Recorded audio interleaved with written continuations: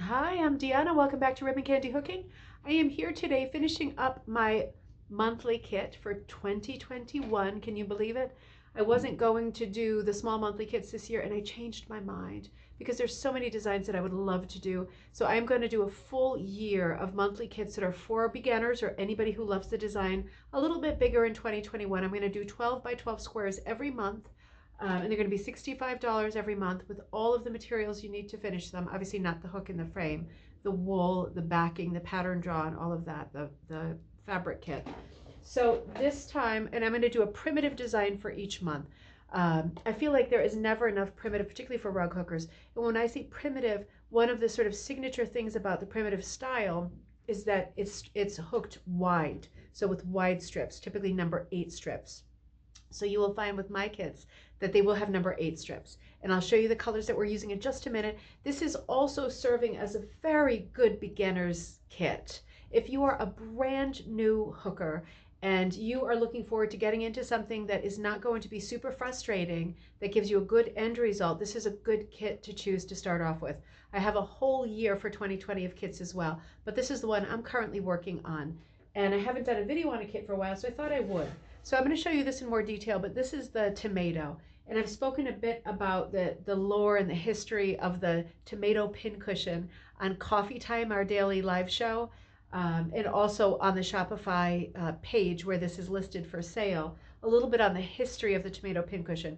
What I love about it is that it signifies to me both history but also sewing. And I've always been a hand sewer, and I've always needed a lot of needles around me.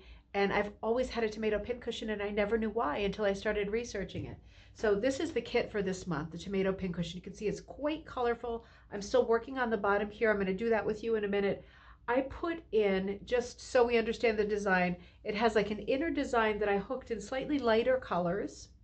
And this will be up to you because you are going to have a lot of colors in your kit. I'll show you in just a second. You're going to have a lot of colors in your kit. You can do light to dark. You can do dark to light. You can just do whatever I want. I have the window is making the shadow here. Sorry about that.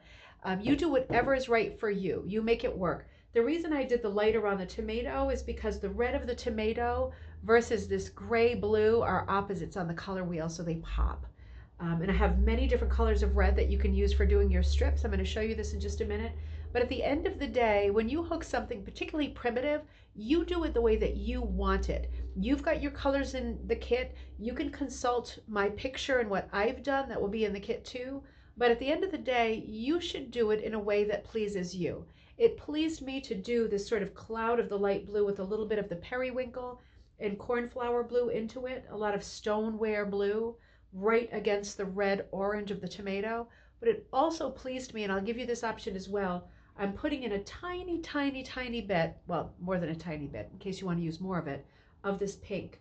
And the reason I did that is because with the tomato pincushion, the vines that I drew in the background, I hooked most of them dark. But they're kind of like, I hooked them army green and like a grassy, sagey green. But on a couple of them, because they were kind of clovery heart shaped, I made them a heart color and I hooked the pink. You don't have to do that. If that doesn't mean anything to you, I was thinking about my 2 kids when I did that. It was just this side thing that came while I was watching Hallmark Christmas movies. You just never know when these things strike. And when it struck, I went with it and I'm really happy with the result. But with primitive hooking, you do what you want. This is a tomato with a hit or miss background. That means you hook it the way that you like, in the order that you like, with the colors that you like in that moment, and it will be either a hit or it might be a miss. And if it's a miss, then you'll just unloop, you'll pull out a little bit of your work, a few minutes here, a few minutes there, if you decide you don't like the way the colors are going together, and then you'll rehook it. So what's another 5 minutes, right? Who cares? So let me show you this a little bit closer up. I'm going to bring you right here to the tomato. Now I'm over here hooking. For beginners, this is a beginner video. I'm not just introducing you to this pattern, but I'm going to show you just quickly how to hook. So I've got the evening sun working with me here, the afternoon sun. I've got, as you can see, my red tomato pincushion, and I have hooked this. I hooked this first. If you are a beginner, you might want to think about doing the hit or miss background first. The one thing I wouldn't do first are these pins. I'd stay away from this whole area because this is the hardest part, having these stick pins. Can you see how they're shining? I wonder if you can see that in the sun. It's really bright sunlight coming through. These are really thin pins, and I will send them to you. I'll send you a bunch of silvers that are cut to a 3. It's this thin. It looks almost like a piece of tinsel. And those are for the stick pins. You will hook those the way you hook anything else, straight down. And then I'll send you a bunch of these in different colors because I want you to choose what colors you want to do your pins. I have lots of colors here. I have more than I'm showing here. But I'll send you a bunch of these in 8 because what these are, the head of the pin for us here. They're foil, they're felt back foil, right? It's metallic foil with a felt back, and you can hook them beautifully. So I'll send you a bunch of these colors, more than here. I have a lot more sheets of them, and I used them to hook just the heads of the pins, right? And what I did, if you have hooked a little bit, you might know that the rule to hooking is that you leave your tails on the top. You always leave your tails on the top. Well, you do always leave your tails on the top, unless it doesn't make sense to leave your tails on the top. With the top of the pins, I wanted just one little ball, one little round loop, and I did not want my tails on the top. So I broke the rule, and I left, just for the heads of the pins, I left the tails under. And the police did not come. Nobody has arrested me. Nothing has happened. It is all fine. It gave me the look that I wanted. Just a little pop of color on the heads of the pins, right? And otherwise, I'll show you when I pull it off the frame, the 2 little tails from the sides of each of these is underneath. Who cares, right? Who cares? So with my composition, I hooked the tomato first. If you are a beginner, you might want to just go around the edge of the tomato. Maybe stay away from the pins because they're going to be the most fiddly part of the composition.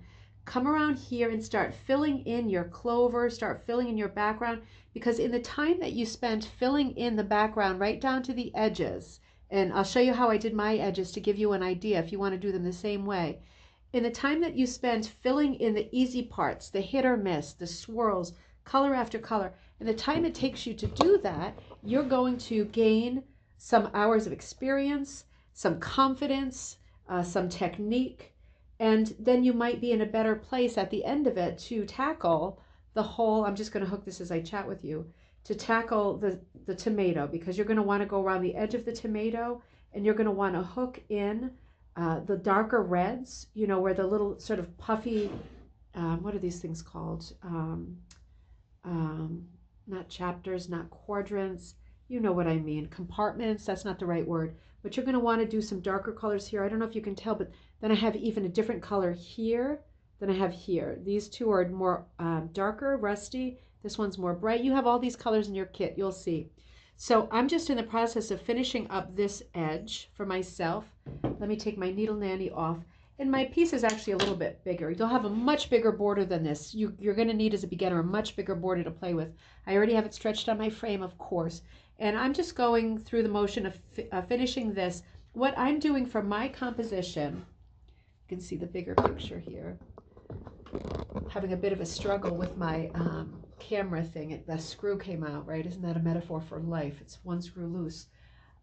Anyway, I've got this like this here. And as you can see with mine, I've got the lighter color sort of close to the tomato. I've got my little clover type things in there in a darker color.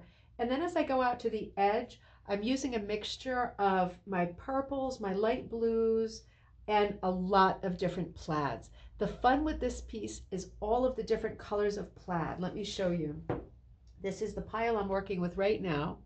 See some solids in there, some plaids, lots of different things. And let me just show you over here some of my plaids. I wonder if you can see this. Let me put him on the floor. I wonder if you can see this. Let me bring you over. So over here, I've got a bunch of different, well, here's my green pile. And you see there's a little bit of pink on top that I used for my hearts. You can do that, and I used it in some of the swirls too. Over here, I've got a bunch of plaids, right? A whole bunch. If you get this kit, you will get a bunch of each of these, and then some others I have too. And then I've got my blues over here, and they go from being kind of a navy blue, like a stone navy blue and ocean color, to a cornflower, to more of a bright turquoise, to a kind of purpley blue. And then I've got one red here, but I've got a ton of other reds at home. I had already done the tomato, so I didn't bring them all. One thing I need to tell you, if you're going to be hooking this pattern and you're a beginner, And if you are not a beginner, I still need to tell you this because this is something we need to remind each other. When you use these beautiful plaids, they are beautiful. These are not your regular solids, your door mill, your whatever milled wool. These are plaids, right? A lot of these kinds of plaids, mine are not. I know they're from yardage of fabric, but oftentimes if you choose your own plaid, you've got a lot of directional weaving that make up the fabric, the properties of the fabric. And plaids and tweeds and herringbones and all these beautiful mixed color materials that you find at the thrift store or however you find them, they will be a bit tougher to hook with than other stuff. I don't mean tougher to pull through. I mean they will give you, I'm just going to hook this in a random direction. Let me see if I can bring you right here actually. Let's do this instead. Hope you can see me there. They get a bit thready. And the reason they get thready is because they are thready. They're a little bit trickier to hook. So as I loop, hope you can see that. The sun is right in my eyeballs. As I loop, you can see, I'll pull you closer to the camera. Probably won't leave this directional line in here because, or I might, who cares, right? This is a hit or miss background. This one isn't too bad. Some are better than others. Every plaid is different, but let me see if you can see this. I want to be sure. You can see it's a bit threadier, right? There's little threads hanging off of it as you go. This will happen with plaids and then some. You get a little bit of stuff that comes off the sides, and that's just a problem for later of taking your scissors and clipping it. You can clip it now, you can clip it later, it doesn't matter. But just be expecting when you work with plaids, they hook beautifully, they're lovely and full, but they can be a bit more thready, and you get a few little baldy, ratty threads hanging up from them. And I get it, you get it, everyone gets it. You just have to trim it later. It doesn't have anything to do with the integrity of the wool or how it's going to look, because how it's going to look is beautiful. When you've got a lot of plaid in the background, sorry for the movement, you get a nice effect, right? The sun is right there, but you can see the way that they change color, really, really, really different and unique. You cannot get it to sort of sit the way you want it. When you put a color in, it turns red, it turns black, it's black watch or whatever. It turns blue, it turns black. You can't control it. It's just like knitting when something changes color. That's part of the fun of it. But as a result, you get a lot of patterning and designs and variation that you cannot get with solid fabrics. You get what you get and you don't get upset, right? That's what my kids say. But it makes for a lot of fun hooking with plaids, and that's part of the reason it's a nice beginner project. Now let me show you something if you are truly a beginner. If you are truly a beginner, I just want to show you pulling a loop, right? This is the ultimate in beginner. Do not get frustrated. This is just a little learning frame. You're going to have fabric on yours. What I'm doing, what you're doing, what we're all doing, if we are hooking, is pulling fabric up to the front of the frame. Now the first one, you want to leave the tail on top. And the reason you want to leave the tail on top is because you later don't want to pull it out. Let's come back to that in 1 second. You go to your next, not necessarily your next hole, but the next obvious place to go. And this is what hooking looks like, okay? I wonder if you can see that. I'm literally putting the needle down into the backing. I am pulling up a loop. And then I'm using my bottom hand underneath to pull it back down until it's the right height. And typically, I pulled my hand out so you could see better. Typically, this one's holding it in place, right? So I'm reaching under, I'm wrapping my yarn around, I'm pulling it up, I'm holding it with this hook so it doesn't just disappear back under, quicksand, and I pull it to what I think is the height of the ones before it. And I'm going to keep doing that. And do I have to go in every single hole? No, if it seems like it's getting too crowded, skip a hole. Nothing is going to happen. If you skip too many holes and you have gaps later, you'll fill them in later. It's not a big deal. But you're literally reaching in, pulling up a loop, and pulling it back down, using this to control it until you get the same size loop. Does it look like a fiasco in a production? Probably does, but you know what? You're going to get it sooner rather than later. Whew, that sun is powerful. When you get it, your hands have to practice it. There we go. Right in the break of the window. When you get it, when your hands are used to doing it and that blind hand is used to feeding the hook, this is the dummy hand. This is the blind hand that's doing the work, wrapping it, pulling it up. you're going to get it sooner rather than later. Do not get frustrated with yourself. If your loops are not even, who cares? It's rug hooking, right? If you think of the way the Canadian rug hookers hook, they've got all kinds of height differences and variation. And you know what? It adds to the beauty and the interest of the way the finished piece looks. Don't base how your work is or how good it's going based on one row of stitches, right? Because that row of stitches at the end of the day is going to be hemmed in by rows on both sides of it, top and bottom, side to bottom. It's all going to be pressing against each other, making this beautiful, cushy, lush, thick pile, right? And you're going to find that you end up with a piece, if you're doing the tomato, with lots of color, lots of variety, slightly different sized hoops, because we aren't machines, we're human beings, thank goodness. And you're going to end up with something that has more color, sort of luminosity, glow, much richer color than you could ever expect to get from paints or any other medium. When you have brilliantly colored fabric, you are working with like the most gorgeous, gorgeous, deep, rich, lush colors. And it will be up to you with a project like this, January Tomato Pincushion. With a project like this, it will be up to you how you want to go about the color scheme. And if you do it differently than me, which I hope you do, and you love the way it's coming out, stick with it. Mine is going from light to dark. If you can see, I pop in a couple of reds around the edges and a couple of pinks because I want to pick out my center motifs. But I'm going pretty dark out here. And as I come around the edge, I'm going to be using my darker plaids. For example, these are a little bit darker. This one maybe not even dark enough. This kind of thing, I'll be using the darkest color of my darkest plaids. So that's how this one is going to go. Now, got to get some curtains in this new workshop. Anyway, if you have questions about the January Tomato Pincushion, let me know. You can always write to me at ribboncandyhooking@gmail.com. This is a fun pattern cut into eighths.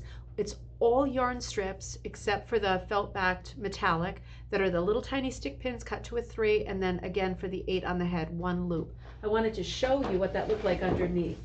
My underneath is not going to look too good because you know what? I do a lot of leaving the tails under. And the main reason I was going to tell you that you don't leave the tails under is because you just saw me hooking. If you're a complete beginner, when you leave the tails under, it's very easy to pull your whole thing out, right? If your hand reaches under to pull up a loop and instead you're accidentally holding the back of something you've already hooked, then you're going to pull it out, knitting style, right? That is the main reason that we leave our tails on top. But when it's not smart to leave your tails on top, don't leave your tails on top. And one of those examples is with these pincushions. So you can see I've got the edges of them. I'll probably clip them down. Was it this one? 1, 2, 3, 4, 5, right here. These guys sticking up right there because it makes more sense. Let me show you one more thing while I've got you that makes a lot of sense for a beginner to know. If you notice, this is just a quick hack. If you stick with me, you see how there's kind of spikes on the edge of the top. What do you call the top of this leafy thing on the tomato? You see how there's pointy parts? Do you know what people do to get a really nice point on the pointy parts? I'm going to show you right now. Let me show you really quick what people do. Put my glasses on. This is what people do if you have a star, if you have something with points like the tomato leaf. Instead of starting with the bottom and pulling up a loop like this, right? Pulling up your tail and pulling up a loop like that. Instead of doing that, they start with the middle, okay? So I've got this in the middle, or thereabouts, right? Don't get a ruler out, don't be crazy, but start somewhere in the middle. I'm going to be pulling it here. I'm going to be holding this underneath the frame, right? And I'm going to be going like this, right? So I've got my loop up. Let me show you on here too. I think you probably know where I'm going with this. Coming down here, pulling up in the middle. Got my loop up. And as you can see, get rid of this guy, I've still got the 2 edges, right? I've still got 2 edges under here. I've got the loop in the middle and I've got 2 long edges, strands. And I take one of them, and I'm not on my pattern now, but I'm going to go in one direction with one, and I travel that way with that one, and I'm not done there, but just for the sake of time, I'm going to go back and grab my other loop from the other strand, and I'm going to come down the other side with it. And I would for all intents and purposes, follow it right down to the edge of the star, whatever I'm doing. But you can see that what I will end up with is my center loop at the sharp peak, right? And then one of my strands is doing one side and one is doing the other side. And it's as simple as that. You just work with one strand as a time. You can feel it underneath which one you've got, which one you should be working with, which one you should be pulling on. And you're going to just do that middle peak, which will give you a nice sharp point. And you're going to come down sides. You can make as sharp a point as you can imagine, as sharp a point as you want. And it's going to come out beautifully. So you might want to use that technique when you're doing the points on the tomato. And otherwise, I am being x-rayed and blinded. If you have any questions, let me know. It's nice spending a little time with you. I hope you like the January kit. There's a second January kit that's coming out that's a little bit more of an Amish theme, like a log cabin quilting theme. A bit more complicated, but also okay for beginners. So I'll be introducing that soon too. Remember to catch me on this channel Monday, Tuesdays, and Thursdays for a live coffee time live stream at 11:30 Eastern Standard Time. On Wednesdays, we do our Zoom talk, so we talk with each other, not just me talking and reading your comments. We talk with each other on Zoom Wednesdays, same time, 11:30 Eastern Standard Time. And if you would like to be involved with the Zoom and be on chatting, even if your camera is off and you just want the companionship of hooking while other people are hooking and showing things, just send me an email at ribboncandyhooking@gmail.com. You can get on that list and join us. And then on Fridays, we do our cocktail time rather than our coffee time. And it's the same thing. It's a live stream that's very history of rug hooking based, that kind of thing, at 7 p.m. Eastern Standard Time. So you can find me in all those places at all those times.